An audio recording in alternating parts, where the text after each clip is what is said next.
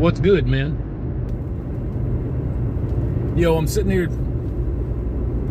driving in, doing my thing. Uh-oh, bridge alert. Noisy motherfuckers. And I'm thinking to myself what it must be like to be free.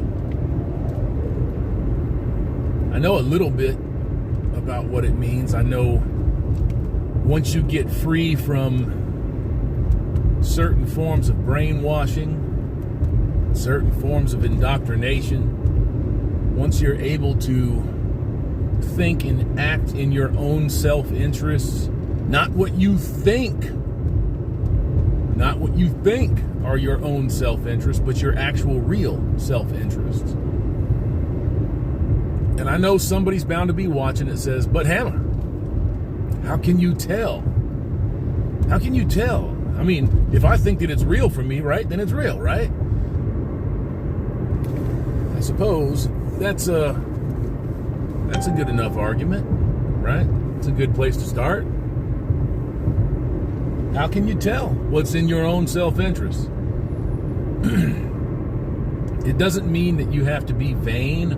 It doesn't mean that you have to be shitty or nasty or irritable to prove that things are in your own self-interest.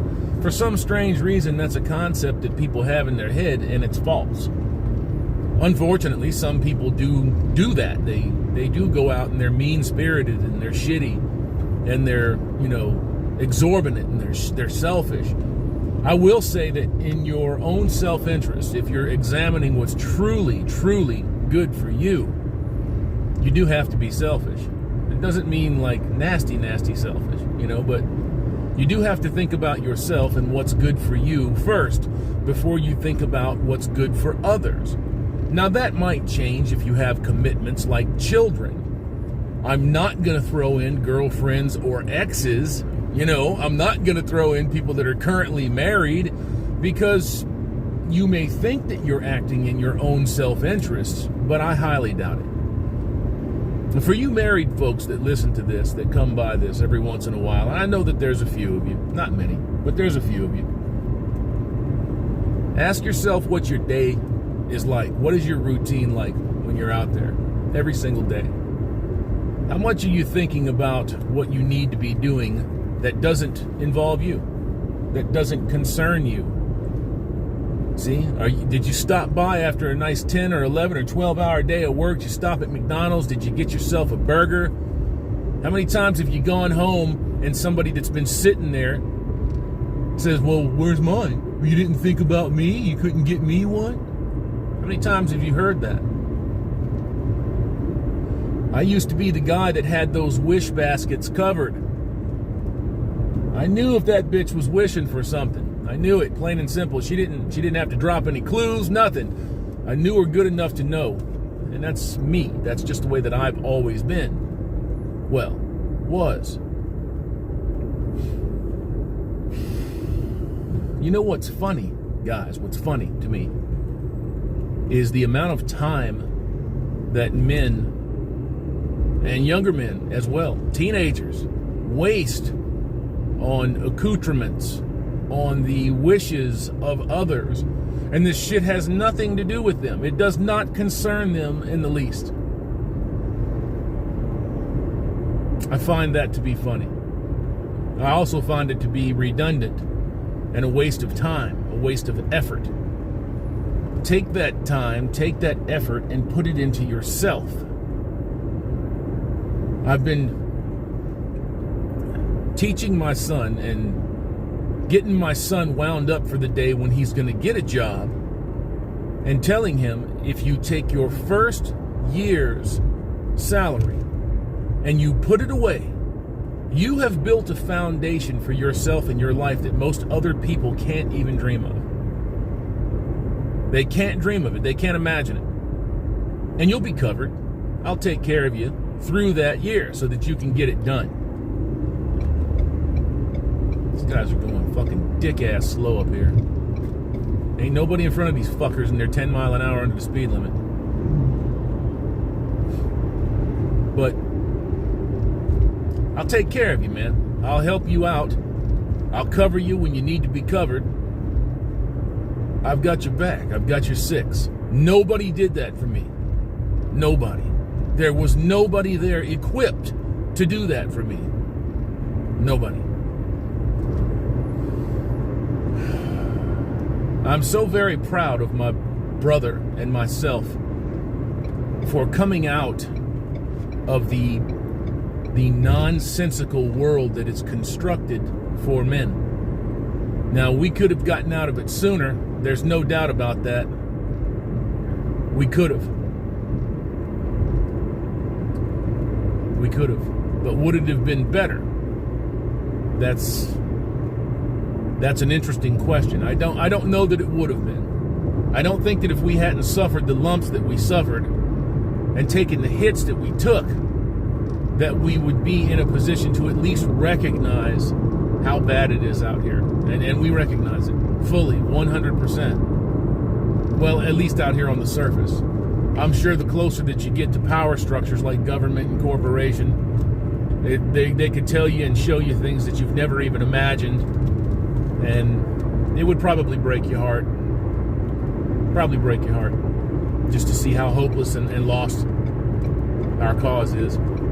That's why I say I don't go out and invest in our cause or their cause or somebody else's cause. I go out and invest in myself. And we do the best that we can until there's no path forward. That could be a good title for this video, except I don't feel hopeless about life. I don't feel hopeless about options. No, I feel like we have opportunities even outside of a crumbling and corrupt system of governance. And it is every bit that. You watch that presidential debate or you watch some of the lowlights, then you understand what I'm talking about. It was a fucking shit show. It was a clusterfuck. It was a clusterfuck. It was embarrassing. It's embarrassing. Jesus Christ. You know, these people get up there and they squabble over power, they squabble over this, they squabble over that. I'm going to tell you something, and this is a little bit off the subject, but I think when you go back to the middle 60s and all the way through up until just a few years ago, and you saw the Blue Party, the Democrats, you saw them doing the shit that they were doing. They were dangling fucking gibs and prize baskets in front of every minority out there. And then as soon as they got the votes, they'd just jerk it back, or they'd bury it in fucking Congress or the Senate, and it would never get fucking delivered. They would never make good on their promises. And I saw Trump do this a couple of times over the last few weeks. This platinum plan. Where the fuck is this money coming from, man?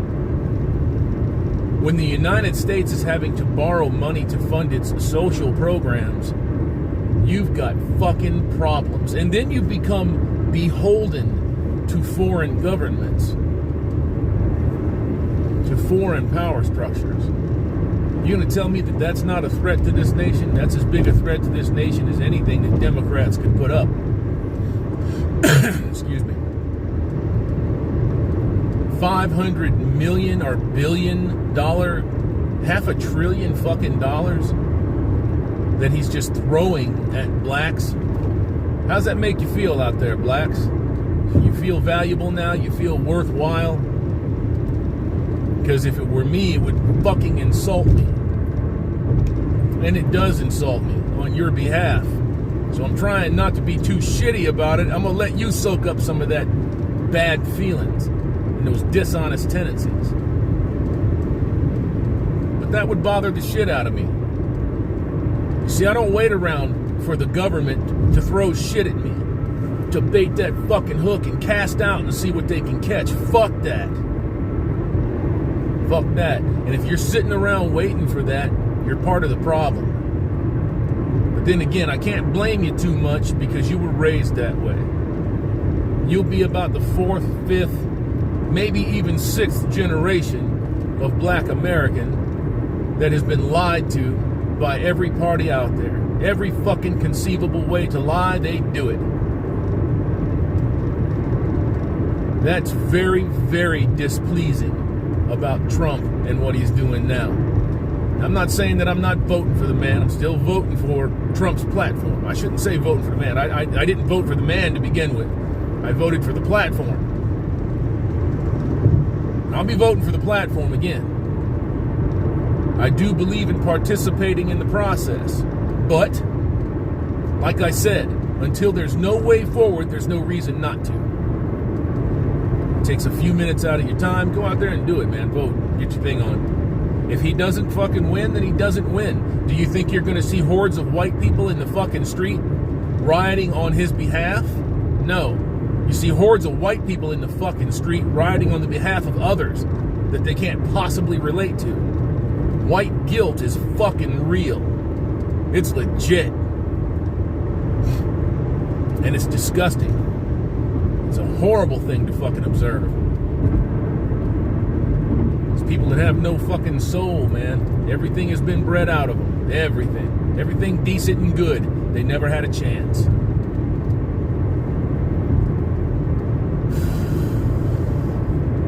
I think that's it for the day, gents. Supposedly, we've only got a couple of runs today, and I'm not gonna tell you who I'm towing for, but they have cut production. They're a global manufacturer, and they have cut production. They are slowing down. So that does not bode well, because this is not the time of year that you slow down. This is the time of year that you speed up. That does not bode well for carriers out here.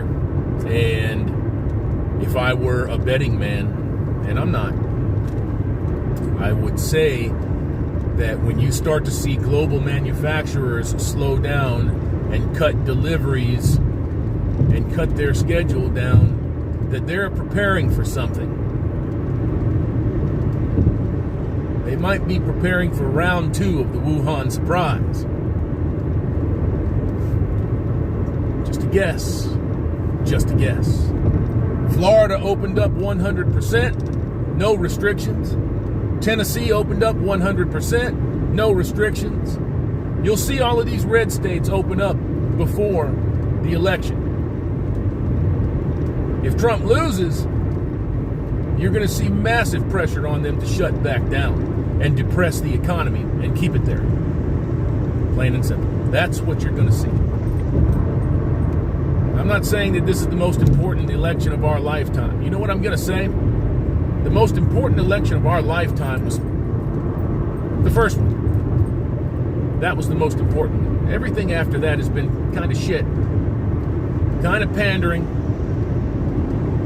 Kind of pandering. There were some worthwhile elections, that's for sure. But everything after that, if the Founding Fathers could gaze upon what American politics has devolved into, I do believe that they would probably gather up their finest and find another country to colonize.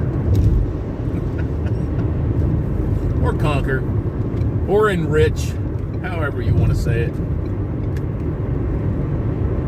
I don't think that there's much left here. This is a fantastic country. It's beautiful. I'm looking at it right now. It's amazing. It is. There's a lot to be had here.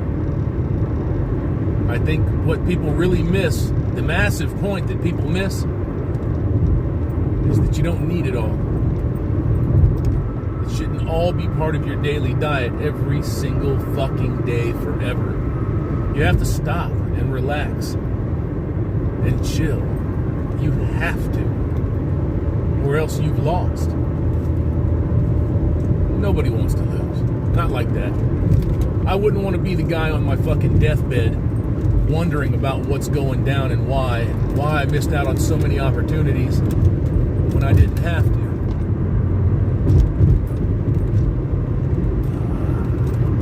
Excuse me, gang. There you go. Oh, yeah. I'd like to put a little speed on. on this little roundy here. Get my thing on. Get my little fix for the day. You know how it is, man. Sometimes you need to feel like you're alive. And sometimes, most of the time, people just exist. Don't be one of those folks that just exist.